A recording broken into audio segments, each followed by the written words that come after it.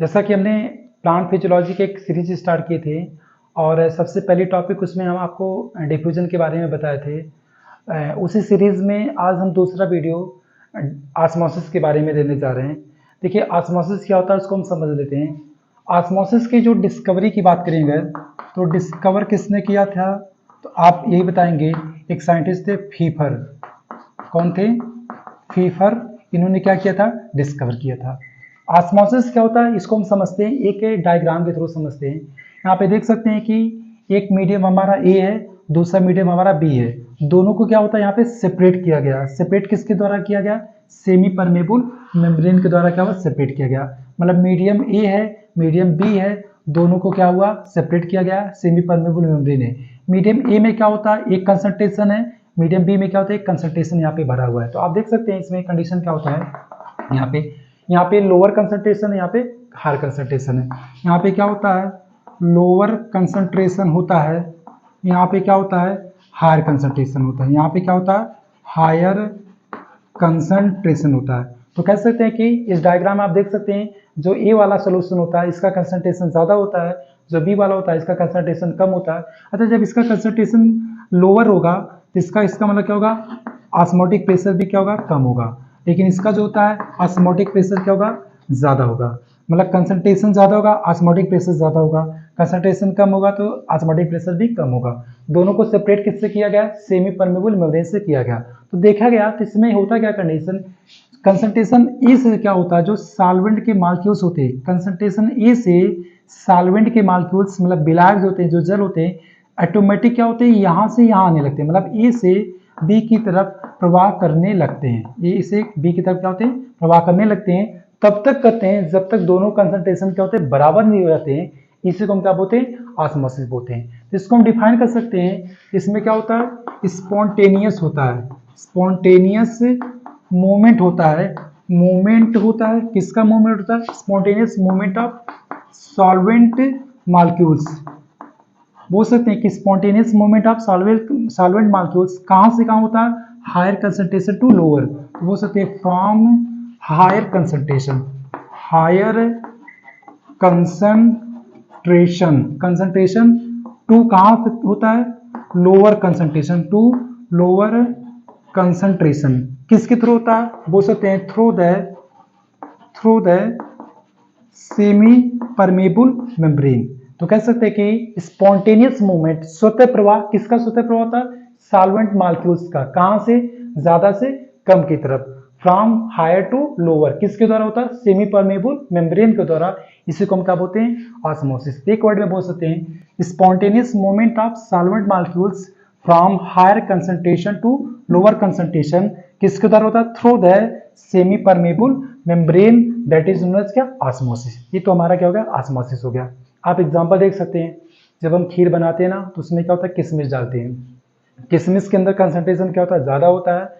लेकिन जब वो दूध या पानी में डाला जाता है तो उसका कंसंट्रेशन कम होता है। मतलब उसका कंसंट्रेशन क्या होता है? लोअर होता है। क्योंकि आप देखेंगे जो किशमिश के अंदर क्या होता है, जो रस होता है वो ज्यादा गाढ़ा होता है, लेकिन जो पानी होता है कम गाढ़ा होता है। इसलिए पानी क्या करेगा? किशमिश के अंदर वो जाने लगता है और किशमिश क्या हो जाएगी? स्वेल कर जाएगी। वो क्या होता है? एक तरह से ऑस्मोसिस का ही प्रोसेस होता है। देखिए फीफर ने बताया कि जो ऑस्मोसिस होता है दो तरह से होता है। कितने तरह के होते हैं? दो तरह से होते हैं। एक होता है हमारा इंड ऑस्मोसिस। क्या बोलते हैं? इंड ऑस्मोसिस बोलते हैं। दूसरा क्या होता है हमारा? एक्स ऑस्मोसिस होता है। एक हमारा होता है इंड ऑस्मोसिस, दूसरा हमारा क्या होता है? X osmosis. अब हम बात करेंगे इंड ऑस्मोसिस क्या होता है। अब हम बात करेंगे types of osmosis.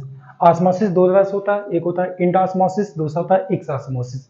End osmosis क्या होता है? जब सॉल्वेंट के मॉलिक्यूल्स अंदर की तरफ सेल की तरफ मूवमेंट करते हैं तब उससे क्या बोलते हैं? End osmosis. एक्स ऑस्मोसिस क्या होते हैं? जब सॉल्वेंट के मॉलिक्यूल्स सेल से बाहर की तरफ मूवमेंट करते हैं, बाहर की तरफ जाते हैं, तब उससे क्या बोलते हैं? X osmosis. इसमें क्या होता है? एक हमारा सेल है जिसका कंसंट्रेशन क्या है? ज्यादा है। जब कंसंट्रेशन ज्यादा होगा तो ऑस्मोटिक प्रेशर भी ज्यादा होगा। किसके अपेक्षा? जो सोल्यूशन होता है। सोल्यूशन का कंसंट्रेशन कैसा होता है? लोअर होता है। ऑस्मोटिक प्रेशर भी कम होता है। इसलिए हम कह सकते हैं जब एक सेल को क्या होता है? प्लेस किया जाएगा तो बोल सकते हैं when a cell placed in hypotonic solution. क्या होता है? Hypotonic solution. इसकी वजह से क्या होते हैं? वाटर के मॉलिक्यूल्स क्या कहते हैं? इंटर करते हैं। क्या कहते हैं? इंटर। कहाँ इंटर करते हैं? Into the cell. कहाँ से इंटर करते हैं? फ्रॉम द मीडियम, मीडियम से क्या होते हैं, अंदर की तरफ जाने लगते हैं। किसके थ्रू जाते हैं, बोल सकते हैं थ्रू द किसके थ्रू जाते हैं, through the plasma membrane, that is known as क्या, एंडोस्मोसिस। एंडोस्मोसिस को ही हम क्या बोलते हैं, डी प्लाज्मोलाइसिस, क्या बोलते हैं, डी प्लाज्मोलाइसिस, इसको हम क्या बोलते हैं, डी प्लाज्मोलाइसिस बोलते हैं। एंडोस्मोसिस की वजह से क्या होता है, जो गार्ड सेल होता है, जो गार्ड सेल होता है वो क्या होता है, टर्जिट हो जाता है, क्या होता है, टर्जिट हो जाता है। इसकी वजह से क्या होता है, स्टोमेटा जो हमारा होता है, स्टोमेटा भी क्या होता है, एक तरह से ओपन होता है। तो हम कह सकते हैं कि एंडोस्मोसिस में क्या होता है, जो गार्ड सेल होता है टर्जिट हो जाता है, स्टोमेटा भी क्या हो जाता है, ओपन हो जाता है।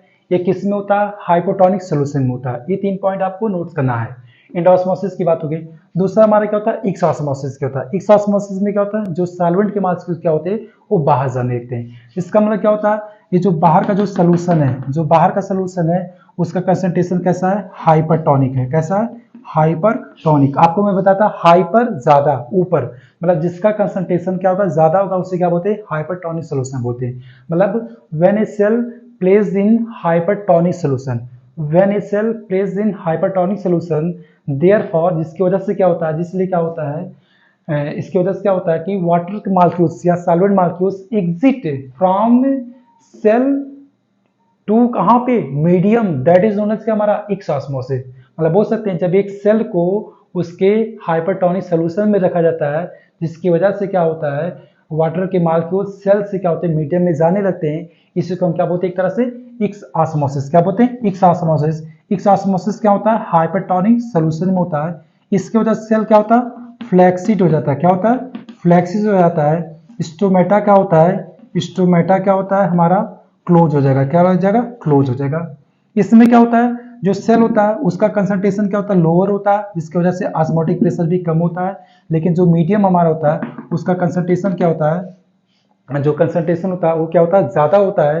ये ज्यादा कंसंट्रेशन होने की वजह से इसका ऑस्मोटिक प्रेशर भी क्या होता है, ज्यादा होता है। मतलब ये हाइपर टॉनिक सोल्यूशन में होगा, ये कहाँ पे होता है, हाइपोटोनिक सोल्यूशन में होता है। ये क्या होता है, एक तरह से क्या होता है, जब इसको हम क्या बोलते हैं, एक तरह से प्लाज्मोलाइसिस, इसको क्या बोलते हैं, प्लाज्मोलाइसिस बोलते हैं। प्लाज्मोलाइसिस का मतलब क्या होता है, प्लाज्मोलाइसिस, प्लाज्मा का बाहर चले जाना, ये क्या कहलाता है, प्लाज्मोलाइसिस।